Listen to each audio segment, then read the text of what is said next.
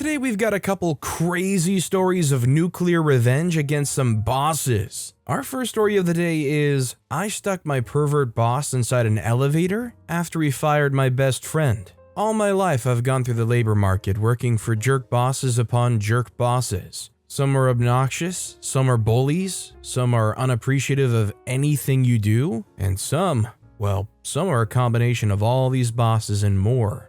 The crazy boss that stood out for me was my first. You know, as they say, right? You never forget your first. But I don't think that really applies to what I'm talking about here. I can never forget my first boss because, in addition to all his other flaws, he was a pervert and he harassed my female best friend, who was also working in the company. When she decided to report him, he found a way to escape punishment. And as if that's not enough, he decided that she was a threat to his standing in the company, and because of this, he fired her. Well, I couldn't just let him get away with all the evil he had done, so I made him pay, in the only way I know I could hurt him. But before I explain further, I'd like to start at the top. Let me tell you how I met my best friend, Maya. It was a week before the mid-semester test of the first semester of the final year of college, and I just had enough with my roommate Eddie. The dude was a die-hard fan of Nicki Minaj, or at least for that day. I honestly don't know which girlfriend broke his heart at the time, but he had the song Bed of Lies by Nicki Minaj and Skylar Grey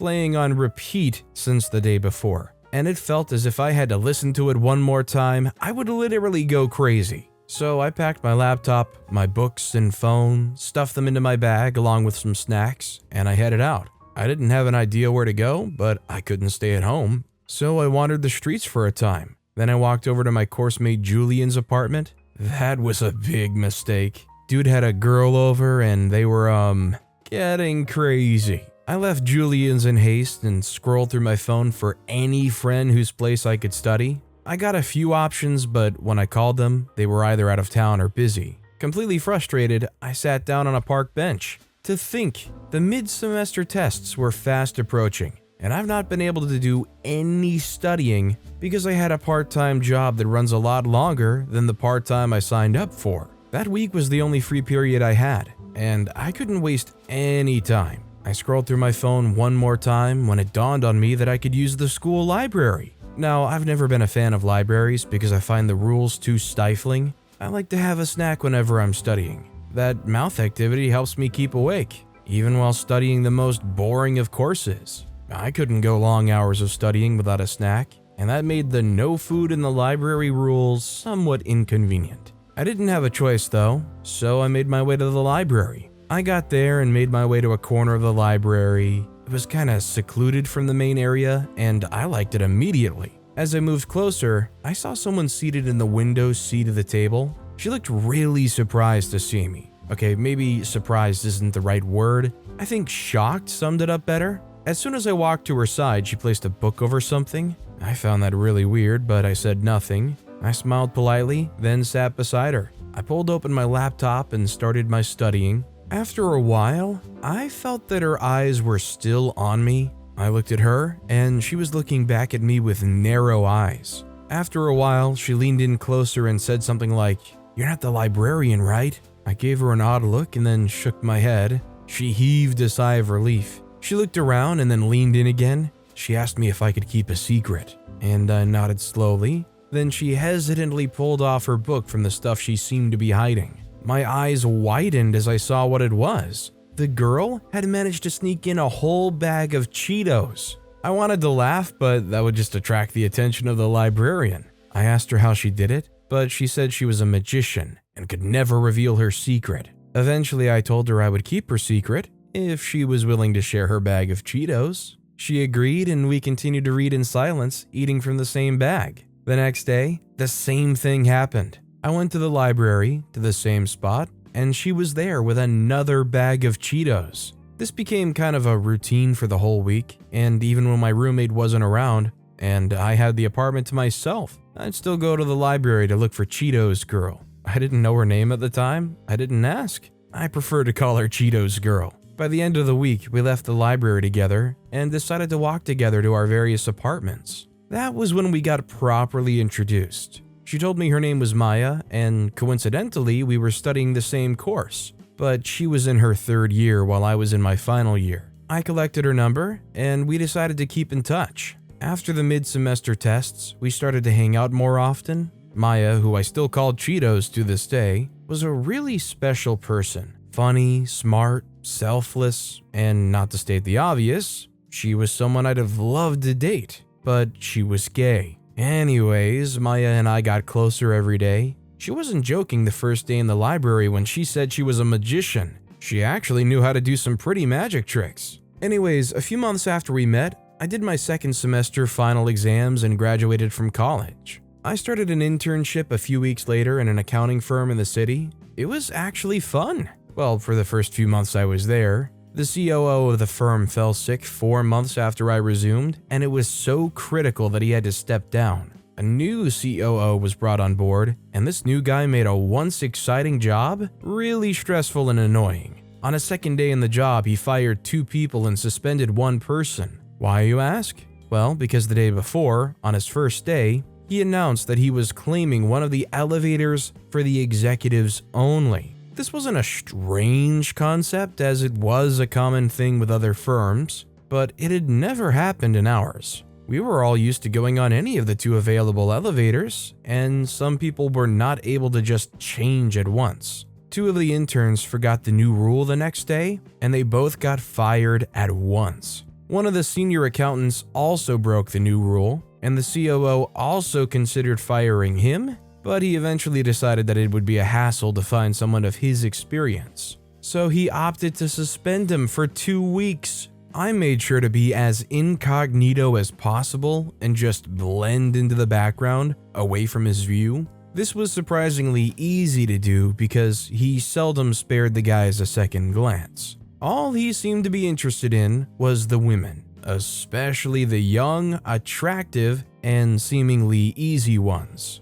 It didn't take long before a rumor started to circulate through the office that he was a pervert and was harassing the female staff. Of course, nobody came forward to formally report him, and anybody that did spoke against him was promptly fired. The COO was smart though. He didn't go after the full-time workers, the senior and junior accountants. He went for the interns because they were easier. None of these things affected me directly, and since I was staying incognito, I made sure not to get too close to everything. This worked for a few months, and eventually I became a full-time staff of the firm.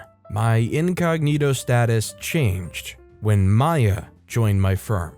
Maya and I kept in touch all that time that we were separated. Sometimes during the weekends, I would go back to the college to visit and we'd hang out. A full year after I graduated and started to work in my firm, Maya also graduated, and I made her write an application to my company, probably the greatest mistake I've ever made. I helped her submit her internship application, and a few days later, it was approved and she started an internship position at the company. I realized my mistake on her first day. At work, the COO couldn't keep his eyes off her. I mentioned that Maya was really stunning, didn't I? Well, she was assigned to the Treasury Department, and I thought for a moment that she was going to be safe there, but she wasn't. Every day, the COO would walk over to the Treasury office and ask for Maya by name. He would make her fetch his coffee, answer his emails, and print file companies, even though he had an assistant of his own. I knew he had something under his sleeves, and I had to warn Maya to be careful while with him. Maya, being the newbie she was, didn't understand what was going on, and she told me it was fine, and that he was actually kind of nice to her. His Mr. Nice Guy attitude vanished one day after work. Everyone else had gone home, me included. I had to leave early because I wasn't feeling too good. Maya was still in the office, finishing up some work. He invited her into his office, and after a few minutes of chit-chat, he formally asked her out for drinks. She declined politely and told him she wasn't interested in guys. But the COO didn't seem to understand the concept of the word no.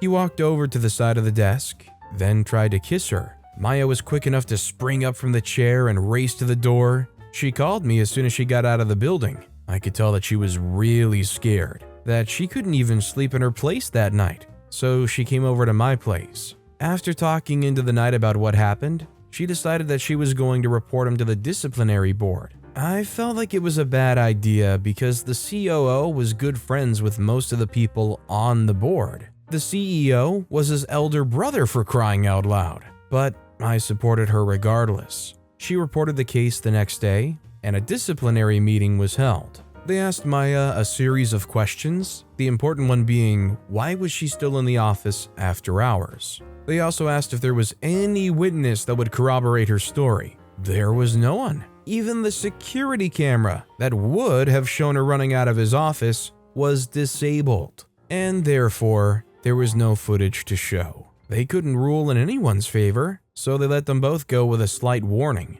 In the following days, the COO began to treat her badly, a bid to frustrate her into leaving the firm herself. He didn't want to fire her directly because then she could sue him for workplace bullying or something like that. He'd made sure she had the most work to do every day, and he still made sure to yell and humiliate her whenever she made a slight mistake. Maya, who was once vibrant and full of life, became sad and depressed. And when I just couldn't keep seeing her that way, I told her to quit. When she did, I swore to myself that I was going to get revenge in her stead. I started to plan immediately, and I soon learned that there was little within my power that I could actually do to him. He seemed untouchable. Not for long, though. I started to speak to other workers in the firm. It's funny how not even one single person in the firm liked him. Soon enough, I learned from one office assistant that he had a slight problem with claustrophobia. He could be in enclosed spaces,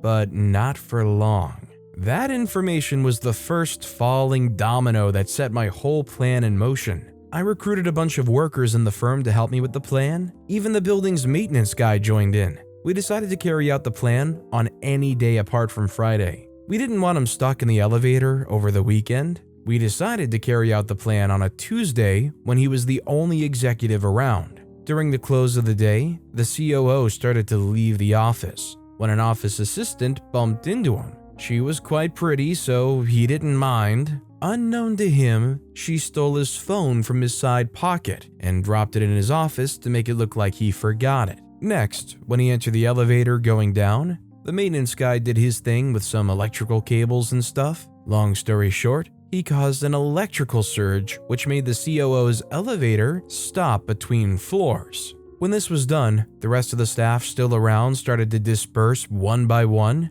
We could all claim that we didn't notice his screams for help or notice that the elevator was damaged, since we weren't allowed to go near the elevator. The next day, during lunch break, one of the guys from IT walked into his office and pretended to find his phone. They then called 911 and the maintenance guy. When they opened the elevator door, the COO was in really bad shape. His shirt was torn in odd places and his lips were chapped. He just lay on the floor in a pool of his own stale urine, shivering and looking into the distance with glazed, unblinking eyes. Worse than I'd imagined for someone that spent only 16 hours in the elevator. The paramedics took him to the hospital, and he didn't return to work for months. The CEO said something about PTSD. I wasn't paying attention. Anyways, when he returned 5 months later, he was completely changed. He never harassed anyone again. It was as though he knew some of the staff had something to do with the incident. He didn't accuse anyone though. There was no evidence, and he would only sound like a crazy person. Till today, he still goes to therapy. I'll tell you what, all that has to be is one person that does not do well in tight spaces, and this guy could probably go through the whole gambit of emotions. Our next story is, I told my boss's husband that she was cheating to get back at her for taking my money. I don't think they still make people as self-centered and petty as my former boss. Working with her was extremely difficult. Luckily, I got my pound of flesh before finally quitting. When I first moved here, I moved in with my aunt's family. My aunt and her husband are both domestic workers for a very wealthy and influential family. They were very dedicated to their jobs and had worked there for a very long time. They worked for such a long time that they became secondary members of that family. I knew I needed to get a job as soon as I came in. I had to save money for community college, and my aunt and her husband couldn't help out. They were already doing me a huge favor by letting me come in to live with them. They also have 2 children, a set of twins, who they wanted to have the best lives. Their hands were full, so I needed a job. I planned to work for 2 years, save up, and then go to college while still working shorter hours. My work permit was taking too long to get approved, so I couldn't get employment for a full month. My aunt's husband spoke to another employee in some other wealthy family living close to the family they worked for. He said his employer wasn't looking to hire anyone new, but he knew a family that needed a live-in nanny. My aunt and her husband broke the news to me one evening after they returned from work. I was happy, but still worried that since I didn't have my work permit yet, I wouldn't get the job. I was scheduled for an interview in the house of my prospective employer on a Monday morning. My aunt drove me to the house before driving off to work. The family I was to work for lived on the same street as the family my aunt and her husband worked for. The area was no doubt for the elites, but the house the interview was supposed to take place in was a lot smaller than most houses. The other houses had gatekeepers and were huge. The house was relatively smaller, short-fenced, and had no gatekeepers. For some reason, I believed that I would have a better experience working for that family than working for a strikingly rich family. One of the vital lessons I learned from that job was the idea that all rich people are bad and the poorer the nicer was a huge farce. My boss and her family were not half as rich as the people she lived around, but she was nasty and extremely difficult. I rang the bell and a small, beautiful woman showed up. She was wearing a yoga outfit and was sweating a little on the forehead. Even though she was working out, she had on bright tomato red lipstick. She looked at me and then looked around. I looked around confused. Hi. She waved me in, not saying anything. Their house might look modest on the outside, but the interior was a lot more exquisite and expensive. They had all sorts of paintings that I assume were expensive in there. Their furniture was gorgeous too. A man who I was certain was at least 10 years older than her, turned out to be her husband, climbed swiftly down the stairs with a big smile on his face. Hi, he extended his hand for a shake. I shook his hand, smiling back. The husband was wearing a nice suit, and I figured that he was just about to leave for work. Let me change and get back downstairs, okay? The wife said, hurrying up the stairs. Her voice was quite thick for a very small woman. Her husband ushered me into a small living room and sat on the couch, opposite where he'd asked me to sit. His wife soon joined us, wearing an oversized t-shirt and still sweaty. How long have you been in the country? You don't have a work permit, do you? I opened my mouth to answer her question, but I was too shocked to even say anything. Honey, her husband cautioned. She says, well, I need to know. She turned to me and said, do you? I found my voice. No, I don't. I've been around for nearly 2 months. They say, that's something we can help you with. I said, what? She says, my husband can pull strings to hasten your work permit. Wow, thank you, I was saying, but she interjected. Of course, that will only happen if we decide to employ you. Her husband asked me about my experience caring for children. When I was done answering his questions, he stood and announced that he'd be leaving me with his wife. I have to hurry off to work. You can talk to my wife about benefits and remuneration. I felt a wave of sadness when he left. I knew I would cut myself a better deal with his presence. I want a live-in nanny, she said as soon as he left. I say, I understand that. She says, I hope you don't think we're like the millionaires on this street. We can only afford to pay you so much. You get to stay in one of the guest rooms. My child is 4. I need someone to stay around and watch her while I make time for myself. She paused and then asked, do you clean? I say, excuse me? She says, can you clean? I'm asking if you can take on the role of a cleaner alongside your role as a nanny. You won't have a lot of cleaning to do though. We have a cleaner, but she works thrice a week. Is it okay to do the cleaning when she's not around?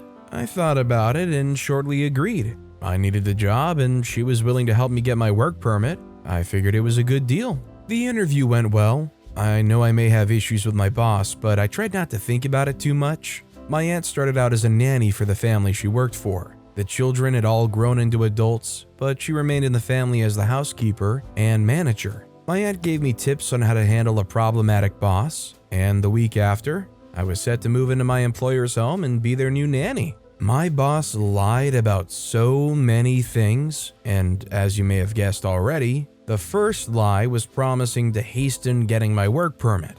Not only did she keep promising to do so and never did, but she also kept me so busy that I didn't even have the time to follow up with acquiring my work permit. She also lied about having another cleaner. She didn't. I had the job of both a cleaner and a nanny. Never mind the fact that my job description read nanny. When I told my aunt about remuneration, she noted that it was too meager. "You're about to be severely underpaid," she said to me. "I mean, we are mostly underpaid, but this is too much." I told my aunt that the family wasn't as wealthy as the families on that street, and she scoffed. "So, they can afford to live in that area. Trust me, that's a huge deal." My boss worked from home. She had an office where she worked, and while she worked, I looked after her 4-year-old son. Even when she wasn't working, I was with him. At some point, I wondered if she simply didn't like her son. She seemed to not like spending any time with him. Her husband was mostly away for work, closing one deal or the other. Whenever he was away, she always had a guest come in at night. A tall, dark, young man. Well, just as young as she was. She would let him in at night, and they would go up to her bedroom without him saying anything. I saw them together on some nights whenever I was up doing some studying or just reading for leisure after the day's work. She never bothered to hide the fact that she was hosting a strange man. He even walked into the kitchen on some nights to help himself to some water or juice. She didn't let me see them doing anything illicit though. She just received him at the door, and then they left for her bedroom together. Sometimes they went into the other guest room. My culture was different from theirs, so I assumed that she had a sort of arrangement with her husband, where she was allowed to see other men. I figured that was what was going on since she was very open about it. My aunt had filled my ears with tales of how married people around operated open marriages, where the couples are allowed to date and hook up with other people. I thought that was probably one such case. Well, it wasn't. After spending 3 weeks away, her husband returned and they argued a lot. I didn't know what they were arguing about. I tried to stay away from the scene, especially since I was always with their son, and I didn't want him to watch them fight. Eventually, I found out her husband had been accused of being unfaithful in their marriage. On one of such days, he swore to find and kill whoever it was that she was cheating with. I minded my business as my aunt had advised me to before I moved in with my employers. Her husband went on another trip, and my boss went back to being difficult and mean. She had a group of friends, also wives of rich men who lived in the area, and whenever they were around, she would yell at me, tell them I was stupid and slow, brag about how loving her husband is, and swear that she couldn't wait for her husband to sell the house they lived in so they could move into a condo. "Oh, some of these women do that," my aunt said to me when I told her about my boss's condescending behavior when her friends were around. "She's trying to show these women that she's in charge. I wouldn't be surprised if she's not from money. She probably got married to her husband and came about money for the first time." My aunt was right. One of my boss's friends visited her, and I eavesdropped on their conversation. She revealed to her friend that her husband had cheated yet again. "He cheats all the time. I'm glad you took my advice and got yourself someone too. Why not just leave him?" She said, "Leave him? Are you kidding? I can't leave him, and I certainly can't leave all of these. I know you judge me, but I enjoy not having to worry so much about money." I was learning to cope with my boss's difficulty, condescension, insults around her friends, and her general annoying behavior, but I was soon pushed to the wall when one day I found out that she'd been stealing from me. Her husband had been giving her double my salary, but she would split it in half. Her husband didn't even know she was paying me so little. It suddenly made sense to me why she only gave me the cash and never a check. I always thought that she did that to protect me since I didn't have my work permit yet. I was so naive and stupid, thinking of how much I could be making and could have made. How much I could have saved for college made me cry. For 3 days, I went about it with a long face, but she didn't even notice. How did I find out about the salary? I was cleaning the living room that day when I found a crumpled piece of paper. Normally, I'd have just picked it up and thrown it in the bin or let the vacuum cleaner do its job, but I curiously picked it up and unfolded it. It was a list of the family's expenses for the month. I suspected that it was a list my boss wrote out for her husband. It contained groceries, bills, and my salary. The actual amount I ought to get paid. I took a days off to my boss's irritation and went home to my aunt. After explaining what had happened, she made me promise to ask my boss about it. "You can't just let it go. You do everything for this woman. From chores to running errands to watching her child. You have to ask her." My aunt also went out with me to see if I could get my work permit. Luckily, I was assured of getting it soon. When I asked my boss what was going on, she rolled her eyes. You don't have a work permit, so sit this out. We're doing you a favor by employing you in the first place." I was shocked. I don't deserve this. I was close to tears. She said, "Honey, things don't just happen because we deserve them or not. You can negotiate for a pay that's a bit higher than what you're getting, but there's no way I'm letting my husband pay you so much. You just came to this country. Don't be so greedy." Her son cried, so she glared at me until I ran up to get him. I knew the best way to get back at my boss was to tell her husband about her infidelity. She probably sensed that too, because the next time her husband went away, she waited until I was asleep before the other man came in. I thought that they had stopped seeing each other until I woke up one night and heard their giggling from the other guest room. The next day, I rang her husband's office. They gave me his work contract as soon as I started working for them in case there was an emergency. I thought of how my boss underestimated me. She somehow didn't even think that I would think of mentioning her boyfriend to her husband. She went out with a couple of friends the next day when I called his office. I lied that I found some documents while cleaning the guest room, and I was wondering if they were important to the guest who was with my boss the night before. He struggled to understand me at first, but then it dawned on him that a man had been in the house. He quizzed me about that man, and I gave him a description acting like I was doing that innocently. He then asked for the time the guest came around and thanked me. Well, that night, my boss received her night guest as usual, only that this time, her husband came in at midnight and busted them. Funnily, her husband didn't reveal who had revealed her infidelity to him, and she never confronted me about it. She probably didn't think I could do that, or she didn't care enough to ask. I left their home when things got very messy, and they started talking about getting a divorce. I mean, although OP reported the infidelity, I'd like to have seen what would have happened if OP went and admitted that they were getting underpaid by their boss. Maybe the husband would actually still give OP a lot of money that they were owed. But with that being said, that's all the time we have for today. Now, if you want to hear another absolutely crazy story of revenge, check out that video on the left. Or if you missed my latest video, check out that video on the right. That said, I'll see you all next time with some more stories.